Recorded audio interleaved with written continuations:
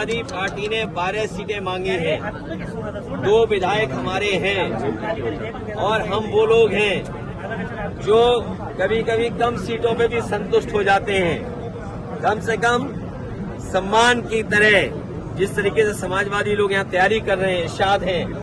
कल हम लोग मालेगांव थे, क्या ऐतिहासिक कार्यक्रम था, बारिश के बाद भी लोग हटे नहीं, गए नहीं।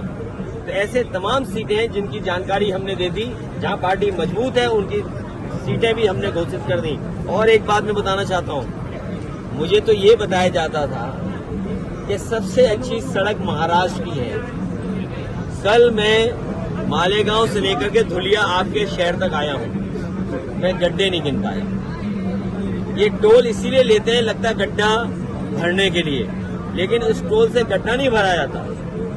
आपकी जेब से पैसा निकाल करके ये अपनी जेब में रख ले रहे हैं और उसका परिणाम ये है कि सड़कों पे गड्ढे हैं। हमारे यहाँ उत्तर प्रदेश में जो सड़कें बनी हैं उसमें आप हवाई जहाज उतार सकते हैं। और जिस समय समाजवादी लोगों ने सुकोई, मिराज और हरक्यूलिस सड़क पे उतारा था, उसी समय देश के प्रधानमंत्री जी, देश के सड़क मंत्री ने ये कहा था कि हम ऐसी 30 हाईवे बनाएंगे जिन पर हवाई जहाज उतर सकता है। बताओ, यहाँ के तो सड़क मंत्री हैं, क्या आपके धुले और मालेगांव के बीच में हवाई जहाज उतर सकता है?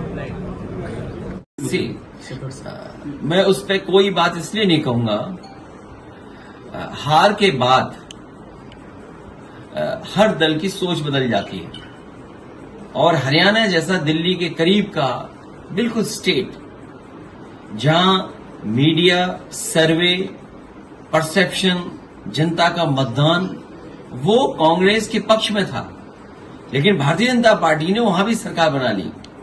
इसलिए हमें महासावधान रहना पड़ेगा महाराष्ट्र में, महासावधान, सावधान से ऊपर भी, क्योंकि हमने और आपने देखा कि मत पत्र से नहीं बनी है ये सरकार, कैसे बन गई किसी को नहीं पता। और एक बार तो हमने आपने कैमरे पर देखा किस तरह बैलेट पे ठप्पे लगा करके चुनाव जीता गया था। इसलिए हम लोगों को यहां पर महासावधान रह करके चुनाव लड़ना पड़ेगा।